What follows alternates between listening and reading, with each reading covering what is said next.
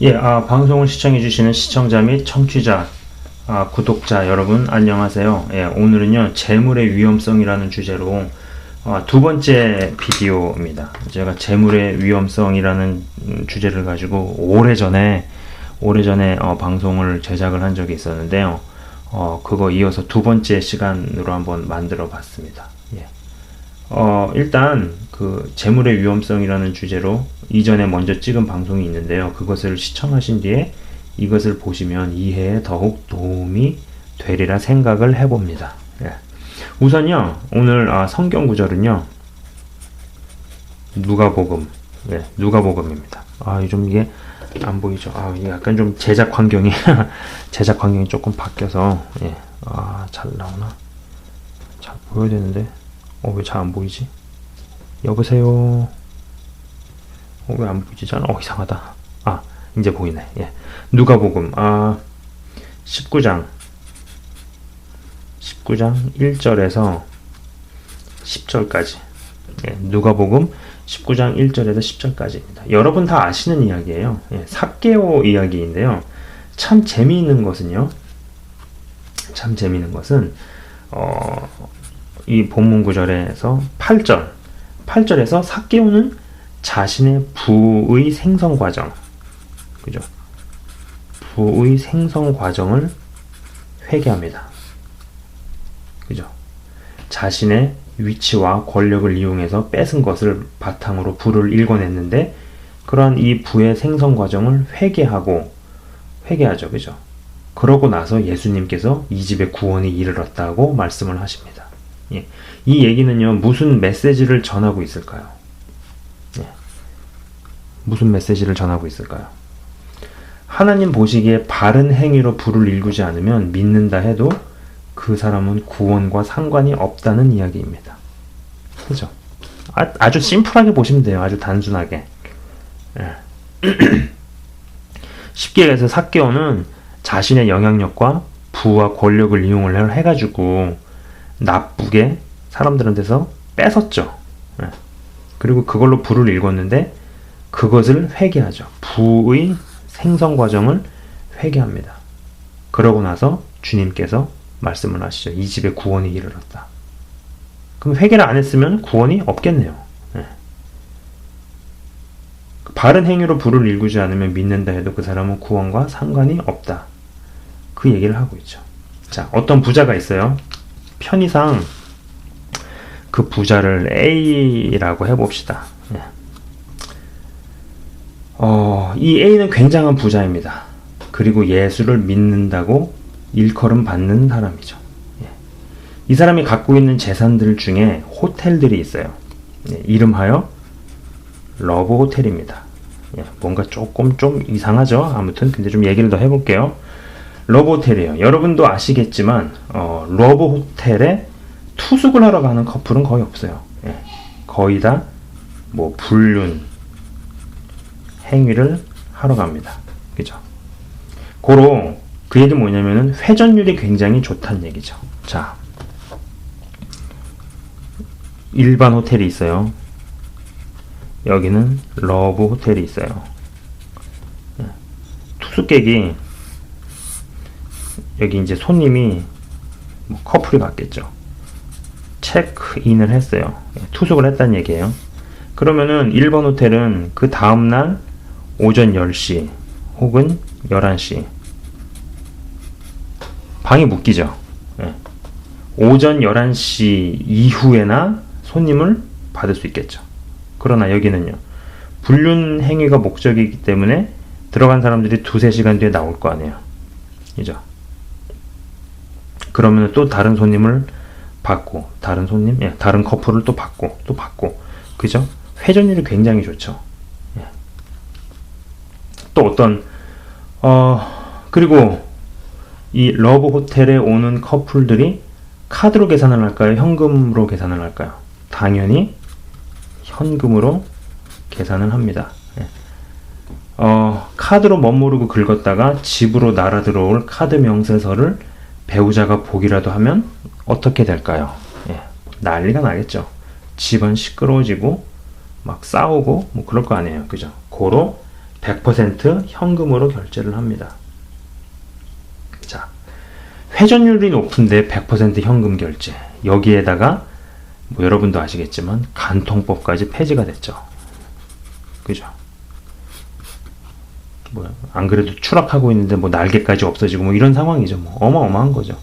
야, 호텔 건물 한 5개 정도 가지고 있는데 각 건물당 객실이 20개에서 30개 정도 있다 치고 뭐 대실료를 5만 원 정도, 한 50불, 60불, 6만 원, 글쎄 한 10만 원, 글쎄 잘 모르겠어요 가격을. 근데 한번 대충 그 정도 잡아보면은요 어떨까요? 예, 여러분들께서 알아서 각자 계산을 해보시면 됩니다. 그 일반적인 사람이 매달 1,000만 원씩을 번다고 해도요 그게 적은 수입이 아니잖아요, 그죠? 내가 한 달 수입이 1,000만 원이다. 그게 적은 수입이 아니잖아요. 근데 제가 아까 말씀드린 이런 경우로 계산을 해보면요 매일 수입이 수천만 원이 되죠. 그게 가능하죠. 그럼 그 부자 입장에서, 그 A 입장에서 이것을 포기할 수 있을까요? 여러분 어떻게 생각하세요? 이것을 포기하는 게 쉬울까요? 자, 여기서 이분이 예수를 믿는다 하고 교회를 다니는 분이라고 가정을 해봅시다. 그렇다면 그 교회의 목사님은 정말 심각한 고민을 해야 하죠.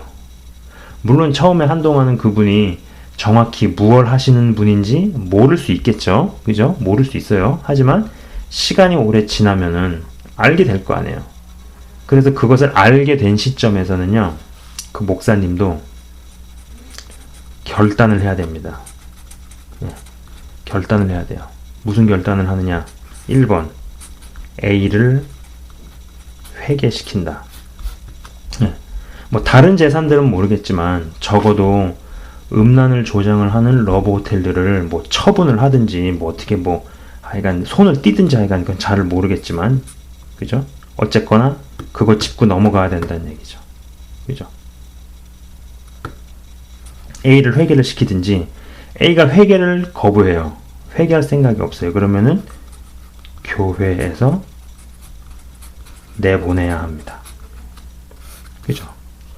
1번 아니면 2번을 해야 돼요. 1번과 2번, 이 둘 중에 반드시 하나를 하게 하는 것이 그 담당 교회 담임 목사님의 해야 할 일이죠. 만약에 1번과 2번 이 둘 중에 아무것도 안 하게 되면 그 교회에 무슨 일이 생길까요? 무슨 일이 벌어질까요? 담임 사역자의 설교가 어느 시점부터 이제 흐릿해지기 시작을 합니다. 이분이 주를 위해서 옛날에 엄청나게 헌신을 했고, 뭐 몇백 명, 몇십 명, 뭐 몇백 명, 몇천 명의 영혼들을 주님께 이끌었고, 이런 것은 상관없어요. 그런 건 중요한 게 아니에요. 내가 옛날에 주를 위해서 이런 일들을 했었고 어쩌고 저쩌고, 이 정도는 뭐 주님께서, 하나님께서 이해해 주시고 봐주시겠지라는 어떤 사고방식들이 마음 깊은 곳에 깔린 것을 보면은요 정말 납득하기가 어려워요. 아니, 안전한 곳에 위치시켜놔도 시원찮을 판에 자신의 구원을 가지고 도박하는 거잖아요. 그죠? 자신의 구원을 안전한 곳에다가 위치시켜놔도 지금 요새 시원찮을 판에 자신의 구원을 가지고 도박을 하는 거죠. 그잖아요. 옛날에 수백만의 영혼을 주님께 인도를 했어도 오늘 말씀대로 못 살면 다 소용없어요. 그 중요한 게 아니란 얘기죠.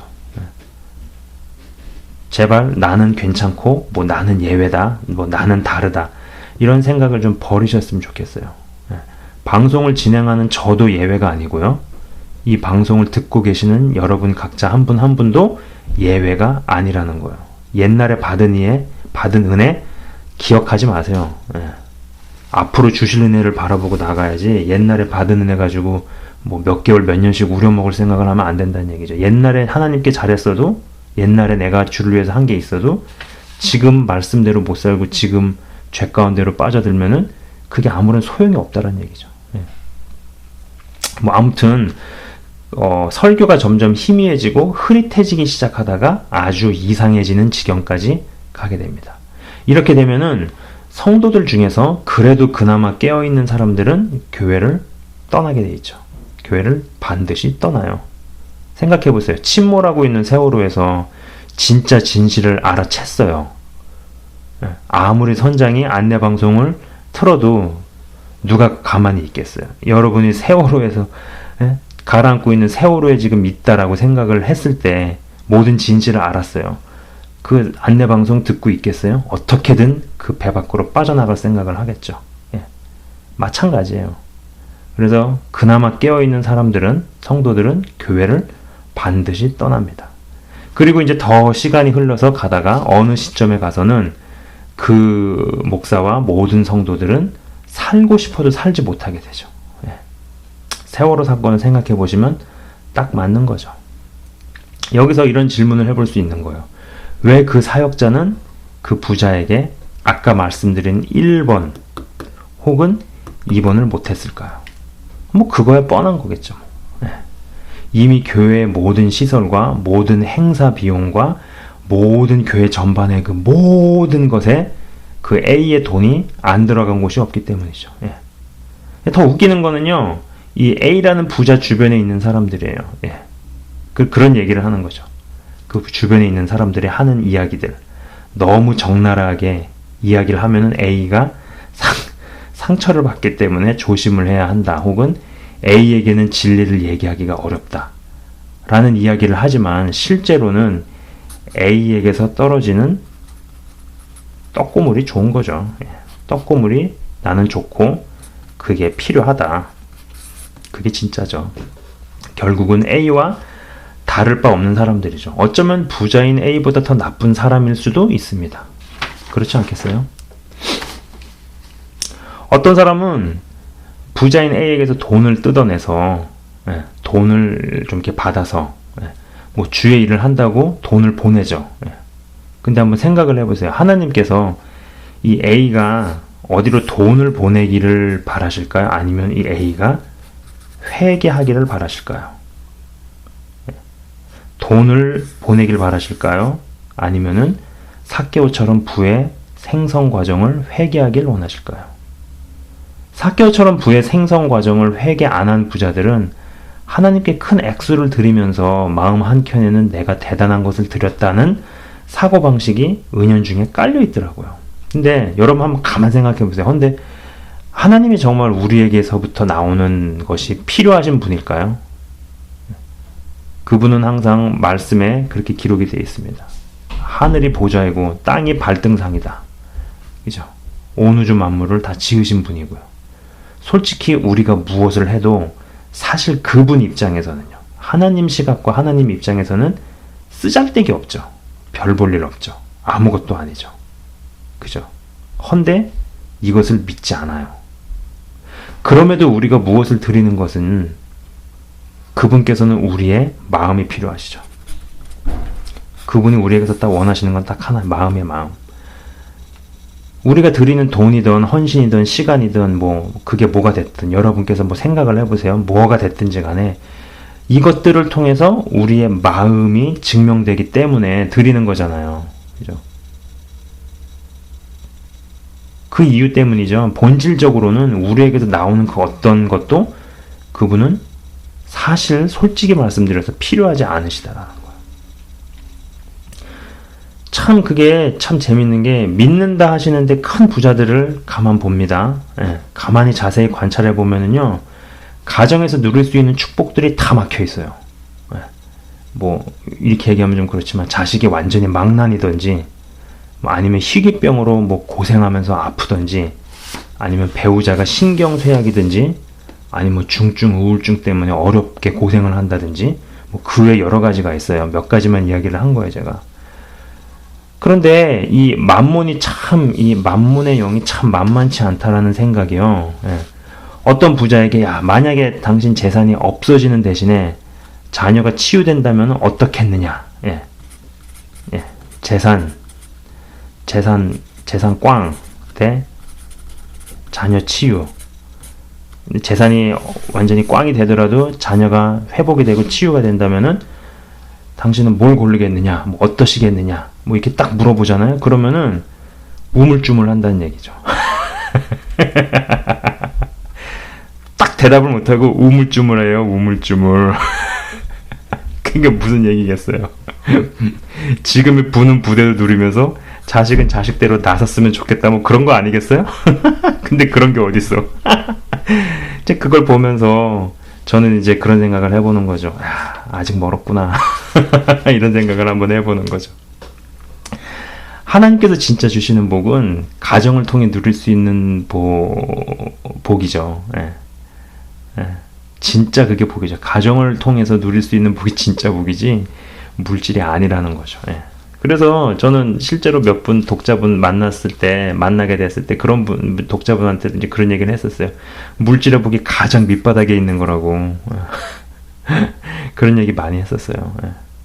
너가 부자가 되는 축복을 받을래? 아니면 네 자녀의 병이 낫는 거 받을래? 둘 중에 뭘 고를래? 그러면은 이런 거 뭐 생각해야 답 나오는 거 아니잖아. 너 부자 되는 복을 고를래? 아니면은 23년간 집 나간 아버지가 집으로 돌아오는 거 구할래? 이런 거 생각할 게 없잖아요. 뻔하잖아요. 뭘 골라야 될지, 뭘 선택해야 될지. 예. 아이고야. 제 방송을 보시는 분들 중에, 이제 20대 후반 아니면은 30대나 뭐 40대에 속하시는 분들 중에서 하나님께서 어떤 물질을 허락을 하셔서 만지게 하시는 분들이 계실 거라고 저는 생각을 합니다. 예. 뭐, 하나님께서 허락을 하시면 그런 걸 많이 받으시고, 뭐, 누리시는 건 좋은데, 저는 그런 생각을 해보죠. 만문의 영이 워낙 장난이 아니기 때문에, 내가 내 삶에서 이 정도 수준까지는 차더라도 더 이상 그 위로는 바라지 말자라는 어떤 그런 훈련? 그런 그런 훈련들? 삶에 누리는 수준을 어느 정도 딱 조정을 해놓고 나면은 그 기준선상으로는 절대로 넘어가서 누릴 수 있는 여건과 능력이 됨에도 불구하고 하지 않을 수 있는 그런 훈련을 지금부터 스스로 하셔야 한다라고 생각을 해요. 예. 그런 걸 훈련을 안 하면은 더 좋은 걸 누리고 더 좋은 걸 누리고 더 좋은 걸 누리고 위로 쭉쭉쭉쭉쭉 올라가는 것만이 뭐 하나님께 축복을 받았다라고 생각할 수 있죠. 그렇게 만들죠. 예. 예. 만문의 영이 그렇게 간단하지 않다니까요. 여러분 생각을 해보세요. 내가 갖고 있는 현금은 결국은 둘 중에 하나로 가잖아요.